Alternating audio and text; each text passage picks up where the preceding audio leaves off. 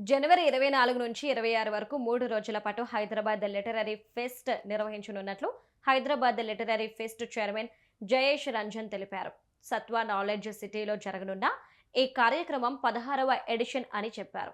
దేశంలో గుర్తింపు పొందిన టాప్ 10 లిటరరీ ఫెస్టివల్స్లో హైదరాబాద్ లిటరరీ ఫెస్ట్ ఒకటిగా నిలిచిందని ఆయన చెప్పారు. ప్రతి ఏడాది ఒక ప్రాంతీయ భాషకు ప్రత్యేక గుర్తింపిస్తామని, ఈ ఏడాది కశ్మీరీ భాషను ఎంపిక చేసినట్లు వెల్లడించారు.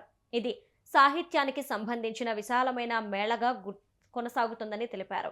ఈ ఏడాది కార్యక్రమానికి ఆర్థిక శాస్త్ర నోబెల్ గ్రహీత అభిజిత్ బెనర్జీ, శాంతి నోబెల్ బహుమతి గ్రహీత కైలాష సత్యార్థి హాజరవుతున్నారని జయేష్ రంజన్ తెలిపారు.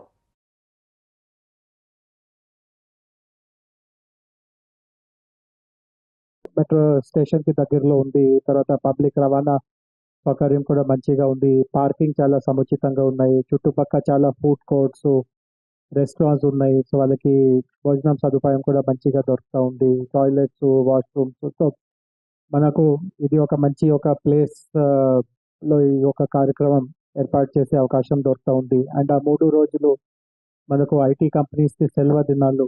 కాబట్టి వాళ్ళతో కూడా మనకు ఏమీ సమస్య లేకుండా జరుగుతా ఉంది. హైదరాబాద్ లిటరరీ ఫెస్టివల్ ఈ గత 15 సంవత్సరాలుగా దానికి ఒక ప్రత్యేకత కలిగిపోయింది.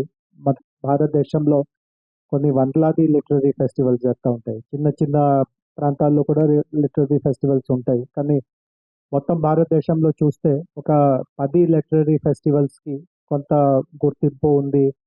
బాగా పేరు పొందిన రైటర్స్, ఆథర్స్, థింకర్స్ అక్కడికి వెళ్తారు.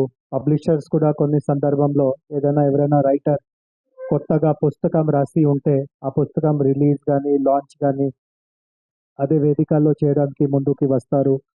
సో, ఆ 10లో హైదరాబాద్ కూడా చాలా అగ్రస్థానంలో ఉంది. అంటే మన అందరికీ తెలుసు జైపూర్‌లో ఒక ఫెస్టివల్ జరుగుతుంది. భారతదేశంలో ప్రథమంగా ఆ ఫెస్టివల్ మొదలుపెట్టడం జరిగింది. జైపూర్ లిటరరీ ఫెస్టివల్ జేఎల్ఎఫ్ దానికి పేరుంది.